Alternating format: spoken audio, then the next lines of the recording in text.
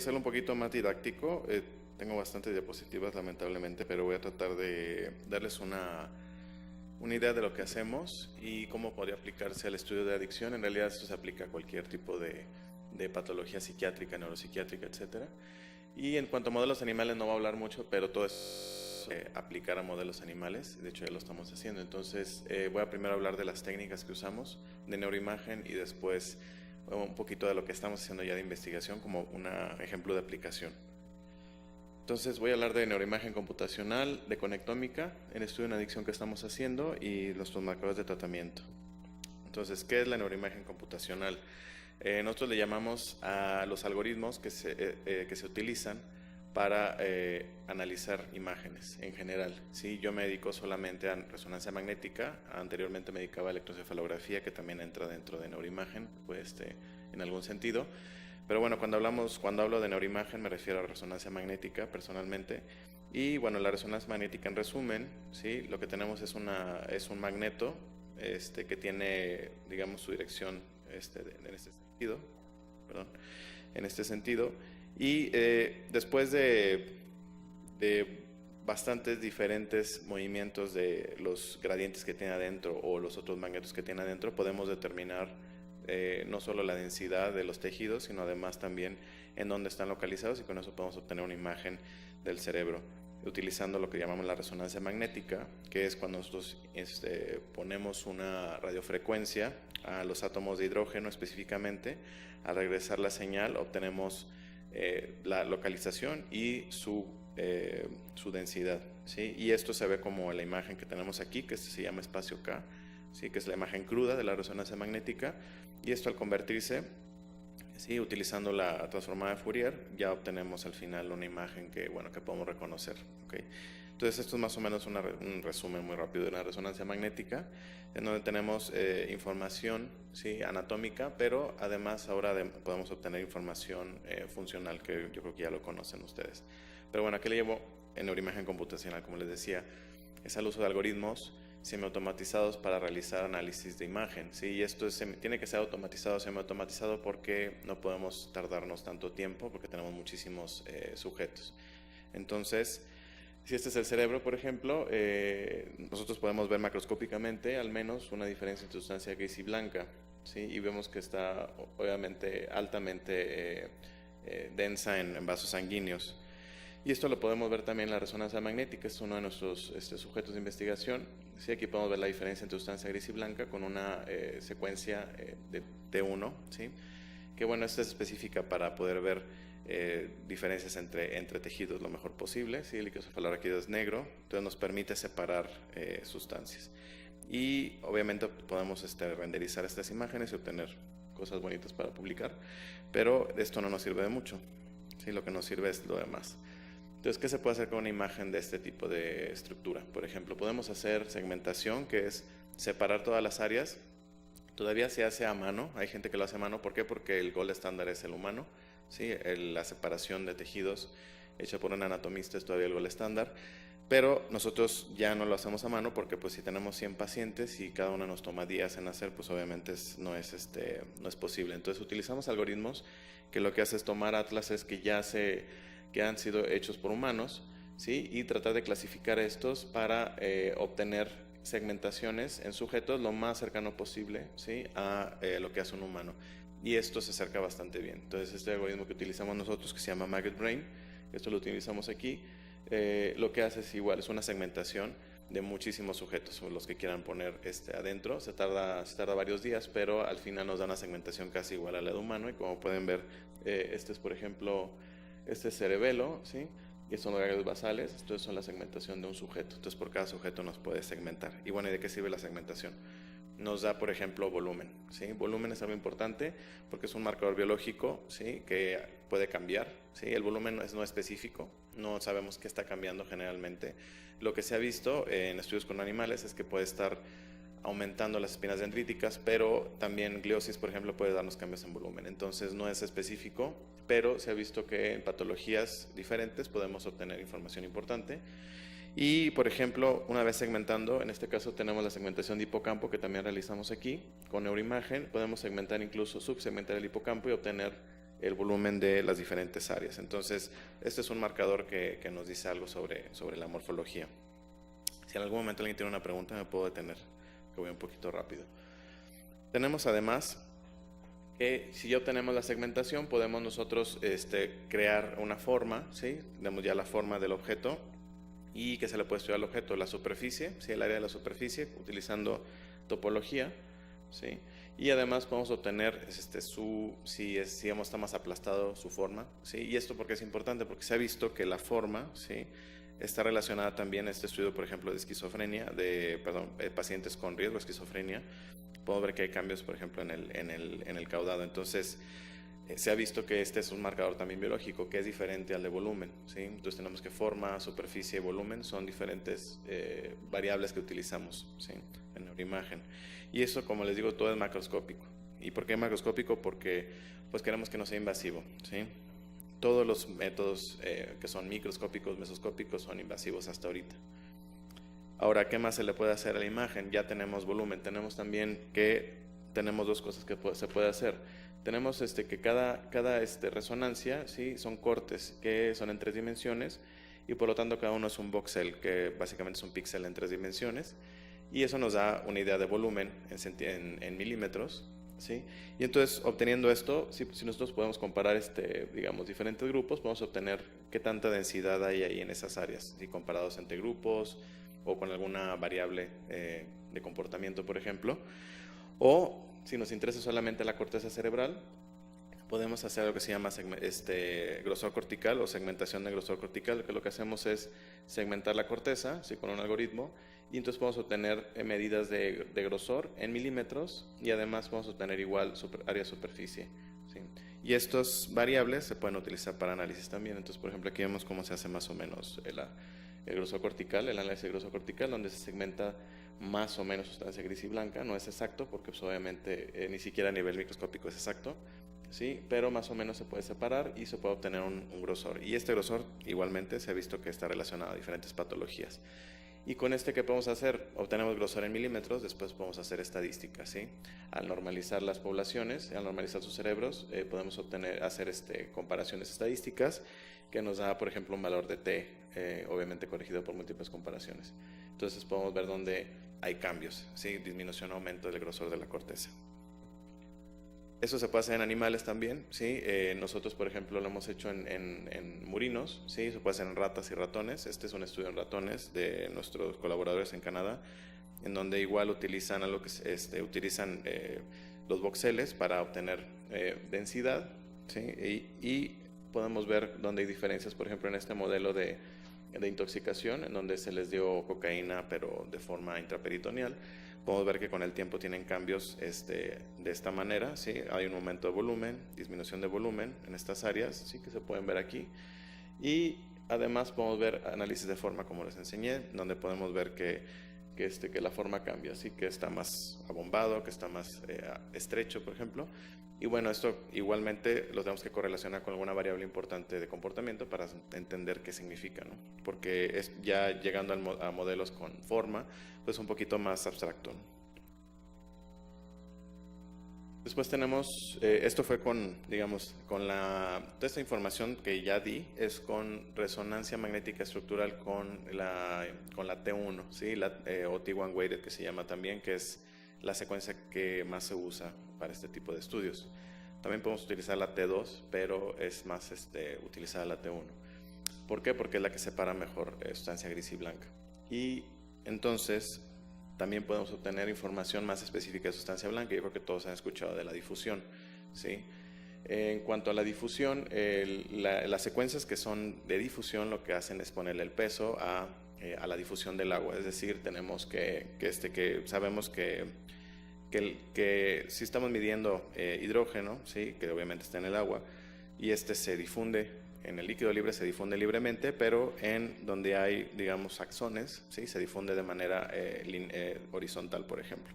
¿Sí? Aquí tenemos que la difusión libre está en estas direcciones. Entonces, de esa manera, utilizando también algoritmos que lo que hacen es tratar de obtener qué tanto se difundió el agua y hacia dónde, ¿sí? Lo que nos puede dar en lo más simple es la fracción de anisotropía, en donde obtenemos que cada voxel tiene un valor, ¿sí? Y ese valor nos dice qué tan digamos, elongado o qué tanto se movió el agua en esa dirección.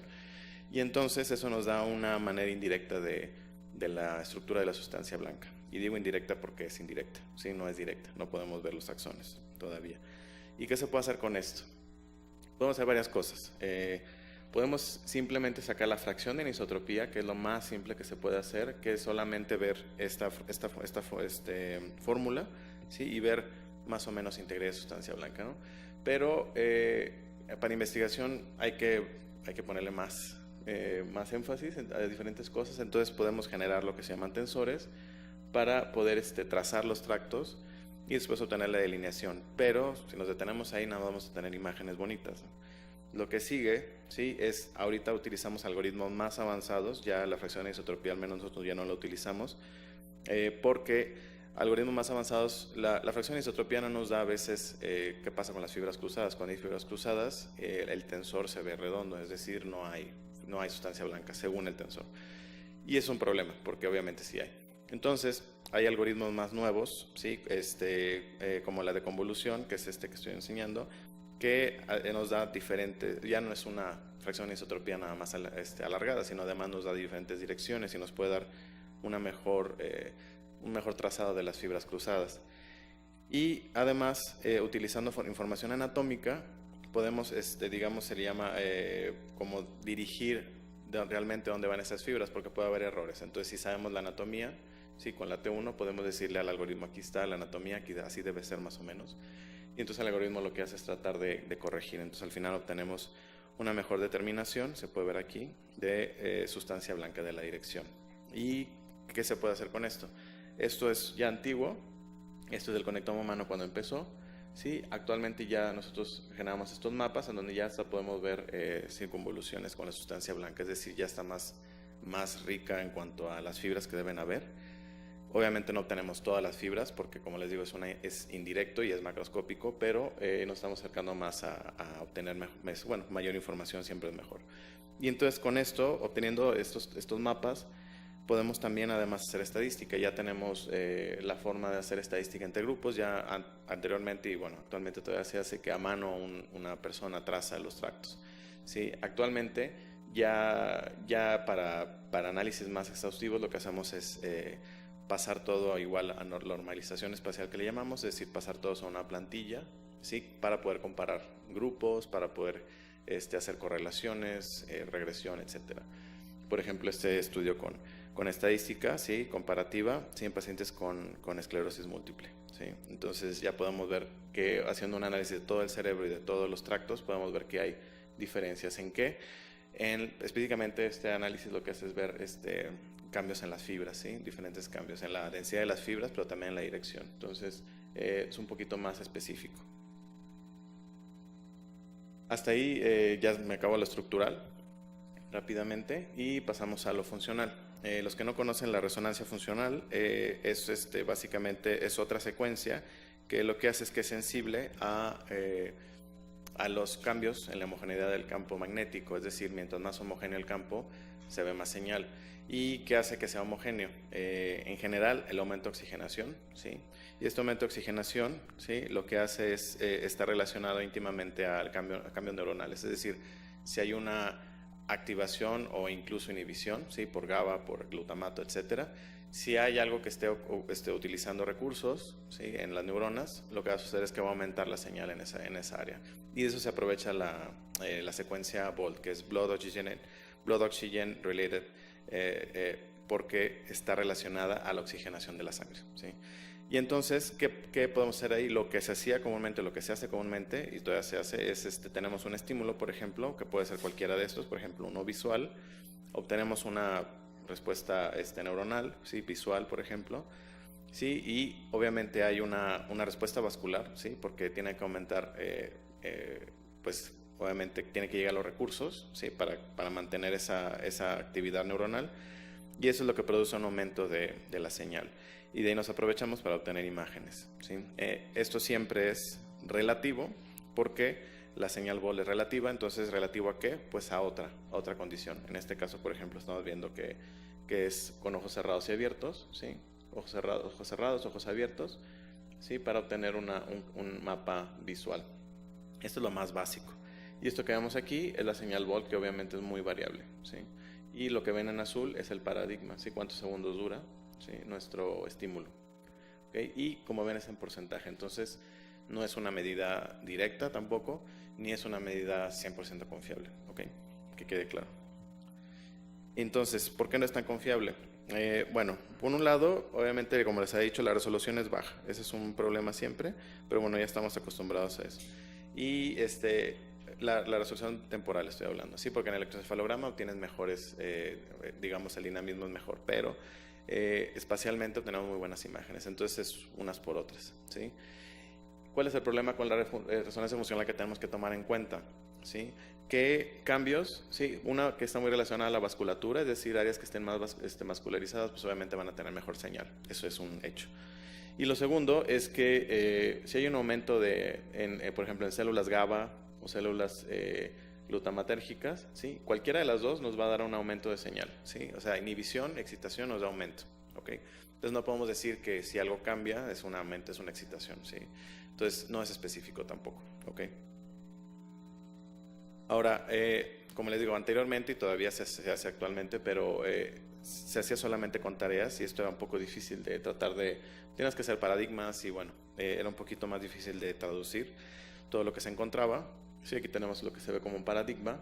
Sí, pero después se encontró lo que se llama conectividad funcional, es decir, que de alguna manera tenemos que comparar series de tiempo, es decir, las series de tiempo, porque estas son series de tiempo, en el cerebro de alguna manera se relacionaban, ¿sí? Esto lo observaron como en el 93, ¿sí? Que si poníamos digamos que medíamos de un lado, no sé, un voxel, medíamos la señal volt en el tiempo, esto es tiempo, ¿sí? Podíamos obtener, si decíamos, bueno, ¿contra qué se correlaciona en todo el cerebro? ¿Contra qué otras señales? Podíamos obtener áreas que se correlacionaban matemáticamente entre sí, ¿sí? Es decir, que estaban de alguna manera relacionadas, ¿sí? Y esta es lo que normalmente se llama conectividad funcional, y esto lo voy a hacer muy tajante, casi siempre es correlación de Pearson, ¿ok?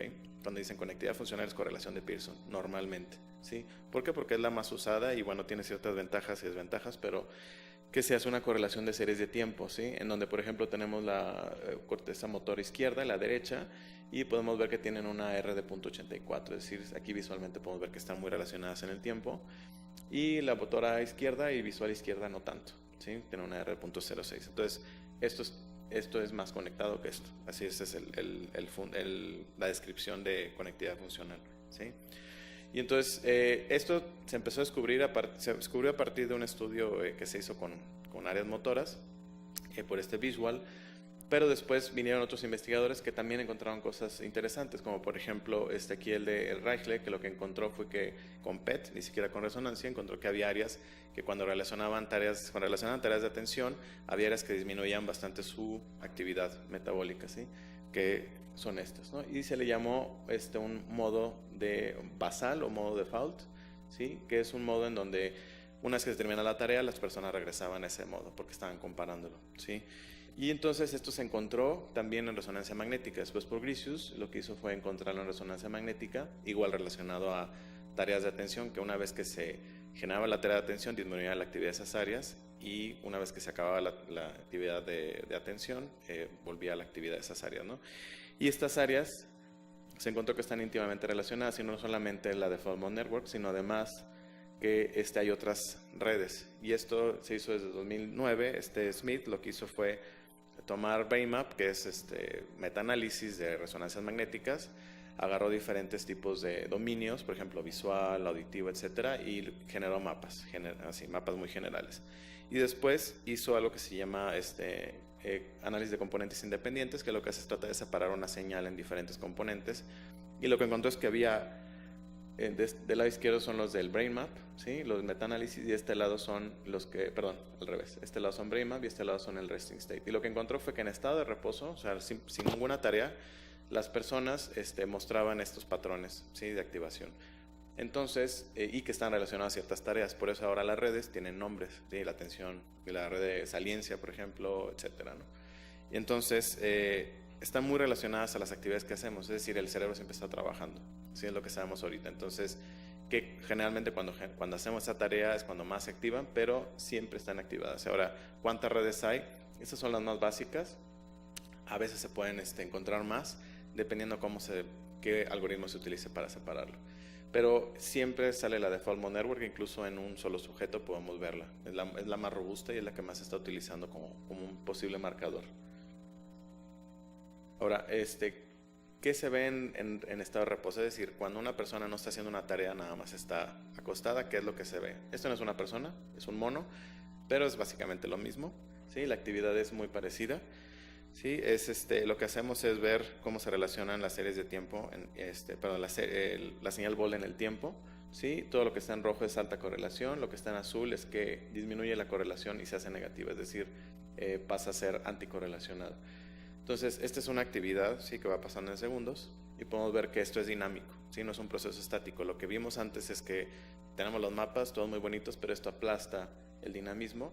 Y bueno, actualmente estamos ya viendo formas de analizarlo, que se llama análisis dinámico, que es en cómo se cree que los cerebros entran en estados o salen de estados, ¿sí? De conectividad. Y esto se ha visto en patologías como esquizofrenia, por ejemplo, que ha habido muchos estudios en esquizofrenia sobre el dinamismo, ¿sí? Porque a lo mejor probablemente toda la foto aplastada no nos dice qué está pasando realmente en total, ¿sí? Poder estar entrando y saliendo de estados, ¿no? Pero bueno, es más o menos lo que se ve en una resonancia funcional en reposo. Entonces, se descubrió que se podían trazar mapas, ¿sí? De sistemas neurales caracterizados, ¿sí? Por ejemplo, tenemos que hay una red dorsal de atención, ¿sí? Etcétera. Y que además se relacionan mucho a tareas cognitivas, pero también se ha visto en medicina que se relacionan a algunas a cuestionarios, por ejemplo. Esto puede ser aleatorio, pero generalmente la estadística nos dice que probablemente no es así, sino que también se puede relacionar con personalidad, etcétera, ¿sí? Y hay varias, digamos, cosas que se han visto en los patrones de conectividad funcional, que es decir, que se encuentran en diferentes especies, ¿sí? Y se han hecho en varias especies los estudios, ¿sí? Podemos ver la Default Mode Network en monos, ¿sí? Podemos verla en ratas, en ratones. En Juriquilla acaban de hacer un estudio con topos, también se ven topos, digo, si les interesan los topos. Y esto, bueno, es que a ellos les interesa porque es un modelo de comportamiento sexual. Entonces están caracterizando las redes y las pueden caracterizar todas. Entonces, cruza especies, ¿sí? Entonces podemos utilizarlo para estudiar diferentes especies, incluso compararlas de alguna manera, ¿sí? Por el comportamiento de la conectividad. Además, en diferentes niveles de conciencia se pueden obtener diferentes datos de estas redes, pero se encuentran todas en sueño, fuera de sueño, etc.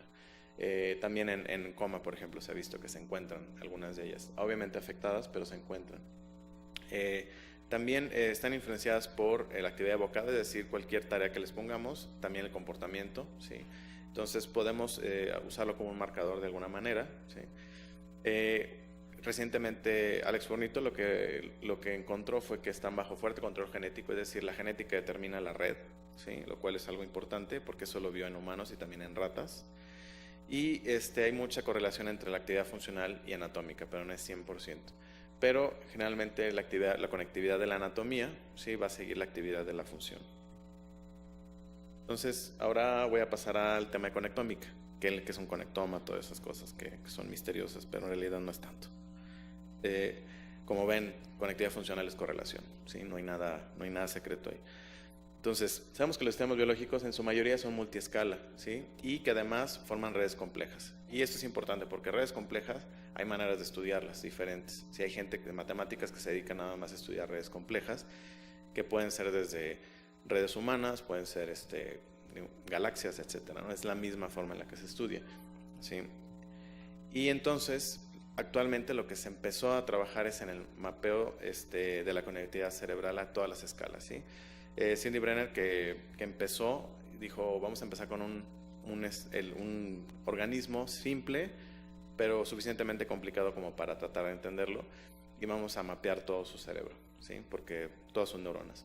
Entonces, lo que hicieron fue el mapeo del C. elegans, que ya se terminó, y más o menos se encontró que tiene 302 neuronas y 7000 conexiones, pero además ya ahorita existen modelos matemáticos para determinar su comportamiento de acuerdo a la conectividad, lo cual está muy interesante, pero si vamos a empezar a trabajar en humanos, tenemos que ver la conectividad también en humanos, yo creo, pero tenemos un problema, sí, que no solamente es de tiempo, sino también computacional. Es decir, tenemos más o menos la cantidad de neuronas que el último estudio que leí, sí, y más o menos la cantidad de sinapsis comparado con C. elegans, si lo comparamos, es muchísimo más, sí.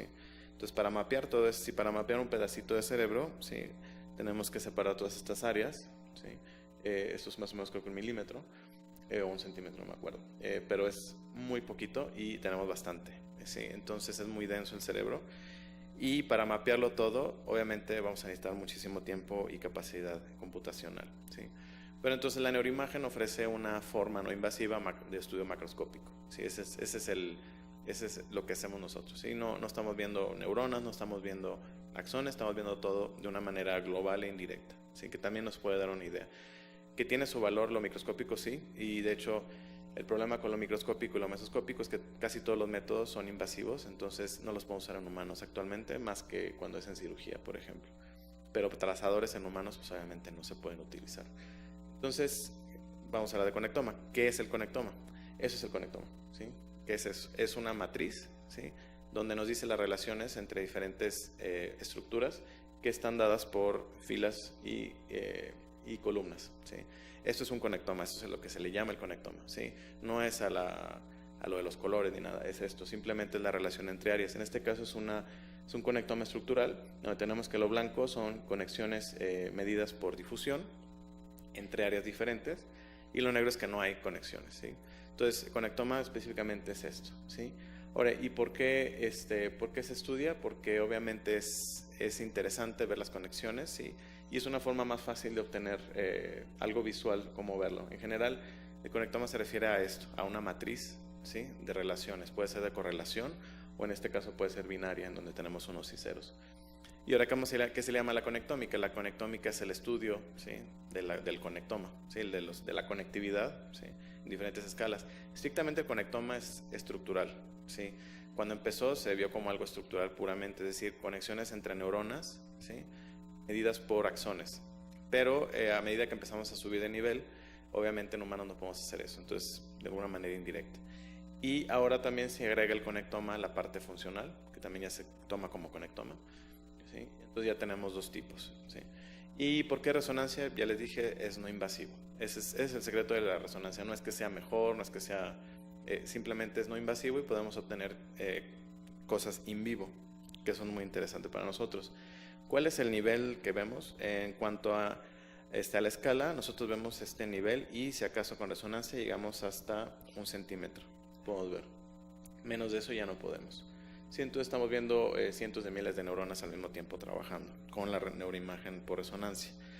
También podemos ver, por ejemplo, esto es con electroencefalograma. Tenemos que hay una gran cantidad de frecuencias trabajando, ¿sí? En el cerebro, que esto solamente se puede ver con el electroencefalograma. Entonces, en resonancia, nosotros generalmente vemos frecuencias muy bajas, ¿sí? Estamos por acá, de hecho. Entonces, esto lo perdemos con resonancia, solo para que sepan. Pero pues se puede hacer con electroencefalograma. Ahora, ¿cuáles son las aplicaciones clínicas de esto? Actualmente no hay ninguna directa, ¿sí? Solamente es para investigación, pero lo que se está viendo es que las perturbaciones del conectoma normal, ¿sí? Están relacionadas a patologías, ¿sí? Del sistema nervioso. Y que además esto se puede aplicar en cualquier área, cualquier patología, no es específico. Aquí podemos ver, por ejemplo, que la resonancia está por aquí, ¿sí? En donde podemos ver que aquí es la resolución temporal que tenemos, ¿sí? Aquí está, más o menos está dada ya ahorita hay menos de 1 segundo, pero la actividad vascular no es tan rápida como la neuronal, entonces importa ver cosas rápido, ver la actividad vascular rápido para delinearla, pero en realidad no podemos ver cosas tan rápidas como con el electro. Y además tenemos que podemos ver esta resolución espacial, ¿sí? Podemos probablemente llegar a capas, ¿sí? De la corteza, por ejemplo, si somos un estudio muy específico donde vemos cortes muy finos. En ratas, por ejemplo, ahorita acabamos de hacer uno con 100 micras, que es como lo mínimo que se puede ver bien, pero si yo me quiero especificar en algún área si quiero nada más ver un área muy específica, puedo hacer cortes más finos. Igual en humanos, si solo quiero cerebelo, puedo hacer cortes finos y tratar de separar las áreas, ¿no? Entonces, lo normal es que hacemos de un cerebro completo es de 1 milímetro cúbico en la resonancia estructural, y en la funcional son como 3 o 4 milímetros cúbicos. Entonces, más o menos es la resolución. Se pierde bastante en la funcional. Sí, pero en cuanto al color, en este caso, lo menos invasivo es claro, y podemos ver que la resonancia funcional es la menos invasiva. ¿Sí? Las diferentes técnicas. Entonces, como les decía, la ventaja es que no es invasivo, tenemos cobertura de todo el cerebro, ¿sí? Y podemos hacer estudios longitudinales, ¿sí? Podemos traer a una persona y después volverla a ver, ¿sí? Cambios con el tratamiento, etcétera. Sí, una desventaja es que, bueno, yo no lo veo como tanto desventaja, pero que son estudios in vivo, y obviamente al moverse la persona o al moverse el animal, pues tenemos problemas con artefactos de movimiento. La resolución espacial es, como les decía, es pobre, ¿sí? Aquí están las resoluciones más o menos que utilizamos. Aunque el electro y el magnetoencefalograma son de peor resolución espacial, pero mejor resolución temporal. Y bueno, esto último, ahorita vamos a ver qué es. Ahora, ¿cómo se estudia el conectoma? Hay diferentes formas. La más ahorita sonada es la teoría de grafos, que es la que voy a explicar rápidamente. Que bueno, lo que se ha visto es que la organización cerebral del cerebro es un juego entre especialización e integración, es decir, tenemos áreas muy especializadas, pero entre ellas se comunican, ¿sí? Y esto es lo que nos permite aparentemente la conciencia, hasta donde se ha estudiado este juego entre especialización con integración, ¿sí? Y la teoría de grafos se está utilizando porque se utiliza para estudiar redes, y se ha visto que representa bien la organización cerebral, y que bueno, es una manera interesante de estudiarlo, un poquito más abstracta de lo que estamos acostumbrados, pero se ha visto que tiene relación con patología, ¿sí? Y esto es más o menos, fue de 1700 que Euler la describió. ¿Y qué hizo? Es una manera más simple de explicar conexiones entre áreas, ¿sí? O sea, este es un mapa topográfico, y este es el mapa topológico de este mapa, ¿no? Entonces lo que hace es simplificarnos las cosas para poder estudiar las diferentes conexiones. Tenemos que hay cosas que se llaman nodos, ¿sí? Que son áreas específicas de interés, y las conexiones entre sí, en inglés se le llama edges, o en español se le llama aristas. Y tenemos propiedades de las redes que son interesantes. Como ejemplo, el cerebro sabemos que es una red de pequeño mundo. ¿Qué es eso? El pequeño mundo se le llama a una relación entre diferentes, por ejemplo, personas, ¿sí? Esta persona lo que hizo fue, ¿cuál es mi relación con Barack Obama? Y bueno, realmente al ver sus conexiones de larga distancia con las conexiones de la otra persona de corta distancia, vio que su relación con Obama era muy cercana, ¿no? Entonces, esto se estudió mucho por Stanley Milgram, y después, recientemente en el 98, sí, por Watts y Strogatz, que estudiaron el comportamiento de una red de pequeño mundo. ¿Y qué es eso? ¿Sí? La red cerebral debería ser al azar, por ejemplo, pero no lo es. Tampoco es una red simple, ¿sí? Sino que cómo se relaciona entre sí es que es entre al azar y regular, es decir, que tiene pocas conexiones de larga distancia y muchas de corta distancia. Y esto lo que permite es especialización, y las de larga distancia permiten integración. ¿Por qué? Porque para llegar de un lugar a otro no requiero saltar tantos pasos, ¿sí? ¿Y esto qué hace? O sea, el no tener que saltar, es decir, que la información no tenga que saltar tanto, es para disminuir los costos metabólicos, ¿sí? Energía, etcétera, de todo el sistema. Aunque la especialización también cuesta energía, entonces es un juego entre ambas, ¿sí? Pero por ejemplo tenemos este nodo que para llegar acá, ¿sí? Solamente tiene que dar algunos pasos, ¿sí? Comparado con esta red, o comparado con esta red, por ejemplo. Entonces es un juego entre ambas, ¿sí? Y esto fue estudiado en el cerebro, primero en el C. elegans, después en gatos y monos, y ya ahorita en humanos, ¿sí? Por Olaf Borns, que es el principal promovedor de esta técnica para el estudio en neuroimagen. Sí, y bueno, lo que se ve es que el cerebro humano tiene diferentes características, que es un sistema jerárquico modular, es decir, se divide y se puede subdividir en diferentes partes, ¿sí? Hasta llegar a la neurona. Sus características son de pequeño mundo, es decir, que no necesitamos caminar mucho para llegar a algún lado, ¿sí? O sea, la información no camina tanto, ¿sí? Y se especializa además, ¿sí? Entonces, el short path length, que le llamamos path length, es qué tan lejos tengo que llegar, el camino, ¿sí? Favorece la integración de la información.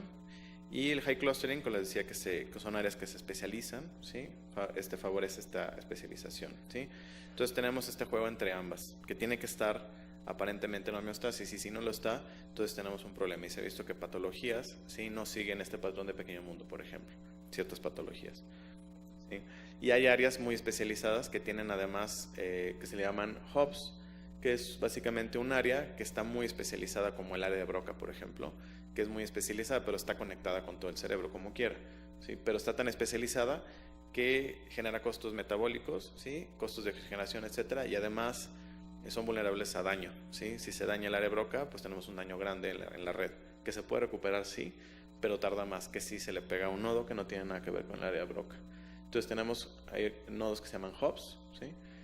Que están muy especializados y que son vulnerables. Y estos se han visto que tienen vulnerabilidad en patologías psiquiátricas, en Alzheimer, por ejemplo, que son los que primero se dañan. Entonces, el problema de nuestro cerebro ahorita aparentemente tiene que ver con que tenemos áreas muy especializadas, ¿sí? Pero pero es como un costo-beneficio, porque el beneficio es aparentemente la inteligencia, nuestra conciencia, por ejemplo, el hecho de estar completamente integrados. Entonces, ¿cómo se genera un conectoma con neuroimagen? Ya vamos a lo más importante, yo creo, que es, como no tenemos cada neurona, sí tenemos que de alguna manera obtener lo que llamamos nodos, es decir, las áreas de interés, y estos se obtienen de diferentes formas. Si tenemos, por ejemplo, estructuralmente, podemos parcelar o separar el cerebro, la corteza cerebral, utilizando atlases, utilizando diferentes tipos de atlases, no hay uno específico.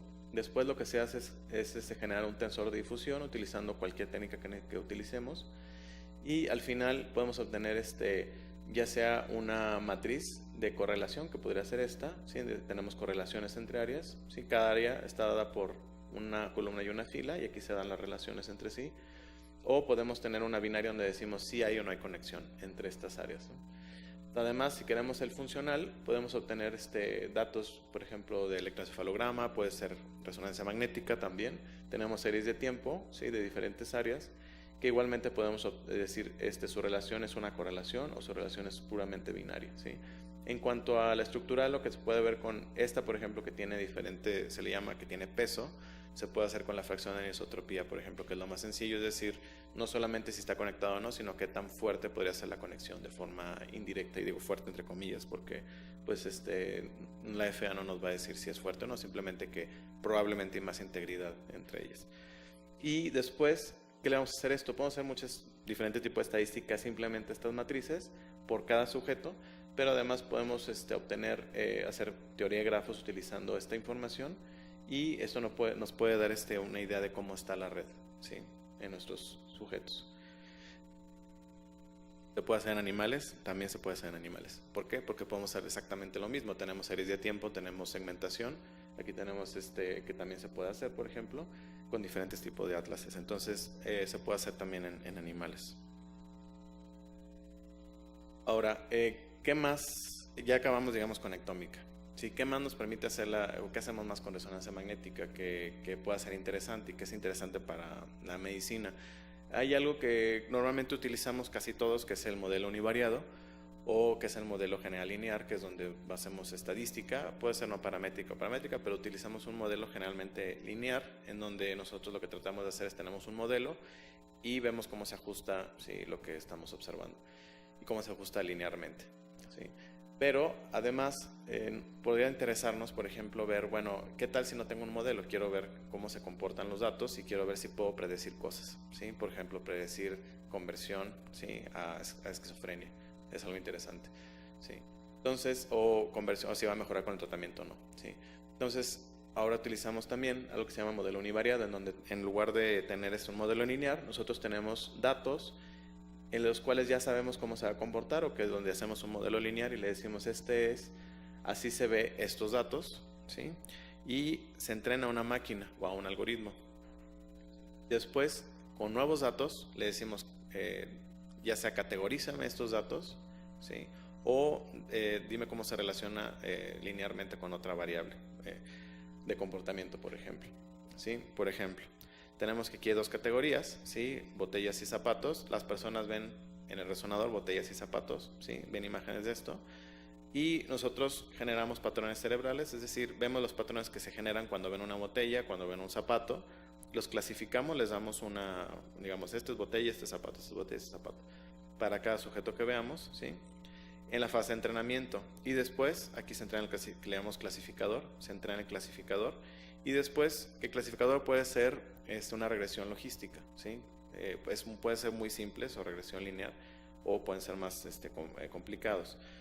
Y al final de entrenarlo, queremos datos nuevos y decir, bueno, esto funciona, esto nos puede funcionar para separar o no entre los que ven zapatos y los que ven botellas. Y al final lo podemos obtener, este es un clasificador binario en donde lo que hace es separar, ¿sí? Decirnos todo esto, estas personas son las que vieron zapatos y estos son los que vieron botellas, por ejemplo, con cierto error. ¿Okay? Entonces, el modelo multivariado nos interesa mucho para también hacer clasificaciones, ¿sí? Que es algo muy interesante también para nosotros, clasificar. Y esto se puede hacer con todos los datos de neuroimagen que les acabo de enseñar también. Entonces, algo más que utilizamos como un análisis de datos. Bueno, entonces ahora les voy a hablar de los estudios que estamos haciendo recientemente como ejemplo de lo que se está haciendo y en qué se puede utilizar. Pero como les digo, cualquier patología psiquiátrica que quieran ver se puede utilizar. El grupo de investigación que estamos ahorita somos estos. Sí, estamos trabajando ahorita en diferentes proyectos, 2 proyectos principales, sí, y obviamente muchísimos estudiantes que estamos trabajando todos con ellos. Porque obviamente todo el trabajo multidisciplinario conlleva mucho esfuerzo. Tenemos colaboradores externos en Juriquilla, ¿sí? Y tengo colaboradores en McGill y unos en Dinamarca, con los que estamos trabajando diferentes cosas. Los de McGill trabajamos con los algoritmos que ellos crean para nosotros aplicarlo, y los de Dinamarca crean secuencias nuevas que nosotros también estamos aplicando. Entonces, yo en general creo que todos saben lo que es una adicción, ¿sí? Una enfermedad neuropsiquiátrica, se le puede catalogar, ¿sí? Mediada por dopamina. Que bueno, Nora Volkow propuso un posible ciclo, ¿sí? En donde tenemos áreas que aparentemente están relacionadas con cada parte, ¿sí? Del ciclo de la adicción, ¿sí? Entonces, de alguna manera este es nuestro posible modelo para estudiar de forma macroscópica qué podría estar pasando, porque mucha de la información ha sido con animales. Obviamente también hay en humanos, que la ha hecho Nora, pero ahorita podemos también estudiar modelos de esto, es decir, donde cachamos al paciente, podemos tratar de ver su función, su estructura, etcétera, y podemos relacionarlo a lo que debería estar afectado, por ejemplo, en este caso, ¿sí? Entonces tenemos 2 proyectos principales, uno que ya acabó, que fue hacer una base de datos en adictos, donde tenemos diferentes variables generales, psiquiátricas y de la adicción, ¿sí? En donde a cada paciente se le hacía toda esta batería de clínica. Además tenemos una materia cognitiva en donde se les hacía diferentes pruebas cognitivas para determinar función ejecutiva, memoria de trabajo, flexibilidad cognitiva, etcétera, atención. Y esto es bueno, es para generar una base de datos básicamente. Además les tomamos a todo resonancia utilizando el resonador de aquí del instituto, en donde teníamos varias secuencias, una morfológica, que es una T1, como les decía, de un voxel cúbico, que es la más general para ver estructura. Tenemos una difusión que se le llama Hardy Multishell, porque es una especializada para, como les decía, fibras cruzadas. Sí, es un poco más, no es común, sí, es un poquito, de hecho cuando le empezamos a hacer todavía ni siquiera existía el algoritmo para estudiarlo, ahorita ya existe, lo bueno. Entonces, porque sabemos que va a salir, entonces ya ahorita lo que nos permite es ver mejor determinación de sustancia blanca. Una secuencia nueva hecha por los de Dinamarca, en donde vemos integridad de sustancia blanca, pero de la microestructura, y la secuencia funcional, ¿sí? Que más o menos de 3x3x3, como les decía, con una resolución temporal de 2 segundos, es decir, que medíamos un cerebro completo cada 2 segundos, con resting state. Entonces, al final de 160 participantes, eliminamos 49, nos quedaron 111, ¿sí? De los cuales tenemos 47 controles, 64 adictos, que podrían ser subdivididos en si consumen crack o cocaína inhalada, ¿sí? Los resultados que hemos obtenido actualmente, todavía seguimos analizando datos. Este fue el primer paper que salió en Translational Psychiatry, donde vimos lo que les decía, cambios de forma, ¿sí? Que tenían, en este caso lo que vimos es que había en el estriado, este es el estriado, en el núcleo accumbens específicamente había cambios en la forma, diferencias, ¿sí? Pero además, cosas que ya se han visto es que se correlacionaba con la edad, es decir, que los que son controles sanos, ¿sí? Los sanos, por ejemplo, y esto lo voy a poner más bien en el volumen, en personas sanas el volumen debe ir disminuyendo con la edad, ¿sí? El volumen del estriado de muchas estructuras, pero el estriado específicamente debe ir disminuyendo. Pero en adictos vimos que va aumentando. Y esto no solamente lo hemos visto nosotros, lo han visto otros estudios y lo corroboramos con forma. Entonces la forma también está afectada por la adicción, no sabemos si es por la adicción, ¿sí? o por los años de uso, por ejemplo, o por la edad, pero de acuerdo al estudio que hicimos con regresión múltiple, aparentemente el estriado es más sensible a cambios que tienen que ver con la edad, y el tálamo, por ejemplo, está más afectado por los años de uso de la droga. Entonces puede ser un efecto más tóxico, y este puede ser un efecto más por la adicción, pero bueno, todavía no sabemos bien. Aquí, por ejemplo, podemos ver el pulvinar, que está relacionado, el volumen del pulvinar está relacionado a años de consumo, una correlación ahí. Entonces, es algo de lo que hemos visto, de lo que ya está publicado. Esto todavía no lo publicamos, pero aquí podemos ver que este es el análisis de volumen. Podemos ver que todas las áreas que tienen en azul son disminución de volumen en adictos. Entonces podemos ver que el cerebro está altamente afectado, ¿sí? Y esa afectación también se relaciona con el grosor cortical. Y si también decimos grosor cortical, igual lo azul es disminución de grosor de la corteza en este caso. Y podemos ver que hay áreas que esto es significativo, ya corregido por múltiples comparaciones. Vemos disminución en muchísimas áreas, sobre todo prefrontales, que tienen que ver con los adictos. Esto está controlado por edad, por sexo, y también por educación. Entonces, un poquito más específico que tiene que ver con el daño que tienen nuestros pacientes. Sí se puede llamar daño, porque nada más sabemos que son cambios. Y estos cambios, si se relacionan entre tenemos, como decía, volumen y grosor cortical, tienen una alta relación. No siempre, pero en nuestro caso quiere decir que sí es cambios específicos, ¿sí? Ahora estamos trabajando en la de sustancia blanca, porque tampoco se ha estudiado mucho la sustancia blanca, solo hay como 2 o 3 estudios, y con técnicas más rudimentarias. Nosotros tenemos ya una secuencia que por ejemplo, es la tractografía del grupal de todos los objetos con adicción, y que estamos trabajando con Luis Concha para terminar de analizar esto estadísticamente, para ver, bueno, dónde se ven esos cambios estructurales. En cuanto a función, esto tampoco lo hemos terminado para publicar, pero lo que hemos hecho es que, tomando en cuenta modelos que ya existen de conectividad funcional, porque como les decía es muy ambiguo a veces, entonces Hu y colaboradores de NIH lo que hicieron fue estudiar la conectividad de estriado, y encontraron que en ciertas áreas había cambios de conectividad del estriado con áreas corticales, sobre todo prefrontales, en adictos. Entonces lo que nosotros hicimos fue, utilizando las áreas que ya habían estudiado, fuimos a estudiar también el estriado y la diferente conectividad. Aquí podemos ver la conectividad en los sanos y en los adictos, ¿sí? Y podemos ver que había disminución de conectividad en dorsolateral prefrontal, entre otras áreas, y aumento en el estriado contralateral. Que esto, bueno, lo tenemos que todavía relacionar con variables clínicas para entender qué puede significar, ¿sí? En cuanto a mi estudiante Tania, que ella lo que hizo en la maestría le interesaba la patología dual, ¿sí? Para que vean que un ejemplo de algo que se puede hacer con pacientes que tienen patología dual, es decir, un consumo, además de una psicopatología. Ella lo que hizo fue estudiar si tenían los dos, ¿sí? Y lo comparó con grupos que no tenían adicción, o que no tenían la patología, en este caso fue TLP, y controles sanos. Y lo que encontró fue cambios en la conectividad entre la amígdala y la corteza prefrontal medial, ¿sí? Que eran específicos porque lo que se pensaba, o lo que pensaba Tania, era que bueno, a los de patología dual les va peor, y que pues obviamente van a estar peor, pero aparentemente no. Y entonces lo que vimos fue que había una interacción ahí en rojo, sí, entre tener patología dual, en tener patología dual, entre tener adicción y una patología que en este caso es el TLP. Entonces, así de esta forma podemos de alguna manera entender, y esto se relacionó con los valores en el Barrat, o sea, los de impulsividad. ¿Sí? Ahora, ya el último estudio que estamos haciendo, y creo que me quedan 10 minutos, más o menos, 5 minutos, ok, voy a darlo rápido.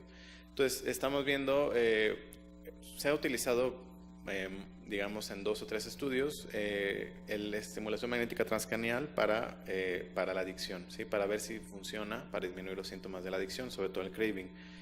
Y han sido positivos, pero no ha habido estudios de largo plazo ni clínicos mayores. Entonces, tenemos que el caudado, ¿sí? Y básicamente el estriado, la conectividad estructural y funcional está muy relacionada a áreas corticales prefrontales, ¿sí? Sobre todo los lateral prefrontal, por ejemplo, ¿sí? Pero también áreas parietales. Aquí lo podemos ver. Entonces, estas diferentes áreas, o sea, si tú vas a, digamos, a hacer una estimulación, ¿sí? en el lado lateral prefrontal, probablemente vas a estar afectando directamente el estriado, es lo que se ha visto. Y en animales, bueno, se ha visto que aparentemente hay una disfunción, ¿sí? Prefrontal, ¿sí? Sobre todo medial en animales, en ratas. Sí que por ejemplo, en este estudio que estuvo muy interesante de Shen, lo que vio fue que si estimulabas, ¿sí?, la corteza prelímbica en ratas, ¿sí?, reducías la búsqueda de cocaína, ¿sí? Y si hacías lo contrario, utilizando autogenética, es decir, inhibir esa conexión, lo que pasa es que empezaban a buscar más la droga, ¿sí? Entonces, aparentemente es un circuito que puede determinar si una persona sigue siendo adicto o no. Entonces, si no han visto qué es el TMS o la estimulación magnética transcranial, sí, es una técnica de neuromodulación que lo que hace es excitar o inhibir la corteza. Sí, solamente podemos ver corteza, pero como les digo, de manera indirecta podemos estar afectando áreas subcorticales. Y entonces, como ya les había dicho, hay pocos estudios, sí, en adicción sobre esto, pero se ha visto que hay resultados positivos para la disminución del craving. Y un posible efecto puede ser, generalmente estimulan la dorsolateral prefrontal, ¿sí? Y un posible efecto, como en este caso, pero en estos adictos a nicotina, ¿sí?, puede haber cambios en la conectividad, ¿sí?, que tengan que ver con este efecto, ¿no? Entonces, lo que estamos buscando nosotros, cambios en la conectividad. Entonces, las preguntas aquí son muy básicas. Primero, el TMS disminuye el craving, ¿sí?, y el uso de la droga, ¿sí?, disminuye algo de las comorbilidades, y cuáles son los correlatos de mejoría clínica, si es que hay, ¿sí? Y podría haber otras áreas interesantes de estimulación.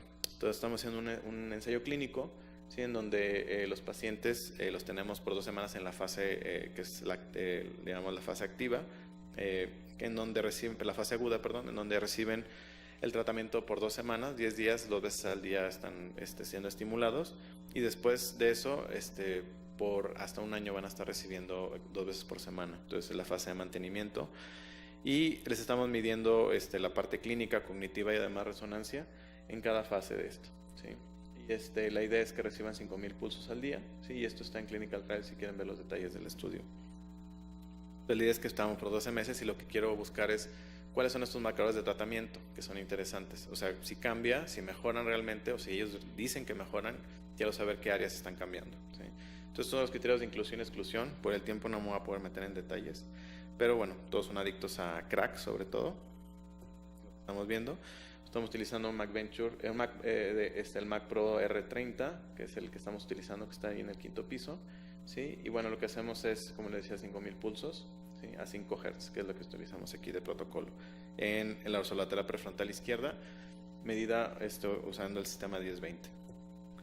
Se les toman las variables clínicas, ¿sí?, que son las mismas que el otro estudio. Sin embargo, lo que usamos es además otras variables como depresión, ansiedad, etcétera, y sueño. En cuanto al clinical outcome, que lo vemos como cambio positivo, lo primario es ver el craving, midiéndolo con la Visual Analog Scale y con el CCQ. Además, lapso y relapso, es decir, lapso es volver a consumir, relapso es volver a un patrón de consumo, y las variables secundarias, que son estas, ¿sí? Entonces, son las variables que tenemos como mejoría clínica. Además tenemos, como les había dicho, las variables cognitivas, la resonancia, que es casi exactamente igual que la anterior, entonces no me voy a meter en detalles, ¿sí? Y ¿cuál es el plan de análisis aquí? Por la fase 1 lo que estamos haciendo es conseguir una muestra de 40 sujetos, 20 sham, ¿sí?, 20 placebo, 20 activo, ¿sí? Y lo que vamos a hacer es con la base de datos que ya teníamos de lo que ya les enseñé anteriormente, vamos a analizar esos datos, obtener lo que yo puedo llamar biomarcadores o marcadores de imagen que puedan cambiar, y ver si eso se relacionan al craving, ¿sí?, por ejemplo, entre otras. Y esto ya lo empezamos a hacer, ¿sí? Esas son algunas de nuestras variables de interés, que son, por ejemplo, volumen, ya les expliqué, volumen, forma en la tractografía, la conectividad funcional. Entonces, nuestros resultados preliminares ahorita son prometedores. Tenemos actualmente se han incluido 15 pacientes, de los cuales 6 son de tratamiento y 9 sham, o sea, placebo, ¿sí? Y podemos ver que en azul y naranja por ahorita, en el azul podemos ver el sham, que es a doble ciego. Podemos ver que el craving en estos pacientes aparentemente la media aumenta, y en tratamiento real a las 2 semanas el craving disminuye de forma importante. Podemos ver que incluso empieza en diferentes fases y disminuye de forma importante. Sí vemos el efecto porque después del placebo, a los que quieran que entraron a placebo, les damos el tratamiento real y juntamos a todos, podemos ver que el efecto del TMS es una disminución de craving más o menos sostenida. Pero se ve claramente la interacción entre las dos. Igual el Barrett, podemos ver la misma interacción, no hay cambios específicos con sham, pero hay cambios muy aparentemente importantes. Obviamente esto no es estadística, porque todavía no tenemos suficiente muestra, pero vemos que hay son resultados como prometedores. En cuanto a la imagen, otro resultado prometedor es que vimos que la disminución de craving se relaciona a una disminución de la conectividad del estriado, específicamente del núcleus accumbens, con la corteza prefrontal o lateral izquierda. Es decir, donde estamos estimulando, aparentemente está habiendo un tipo de disminución de la conectividad. ¿Qué quiere decir esto? Todavía no sabemos realmente, porque pues aumento y disminución no significa nada en Bold, ¿sí? Pero aparentemente hay un efecto que está relacionado al craving. Entonces, ¿qué es lo que estábamos buscando?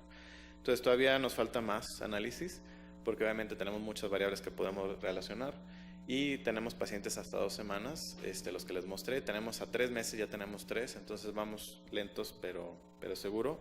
La idea final para mí es hacer un análisis que ya les mostré de multivariado Machine Learning, que es ver patrones que tengan que ver con adictos y ver si esos patrones cambian con el TMS, por ejemplo. Y bueno, creo que me pasó un poquito, pero gracias.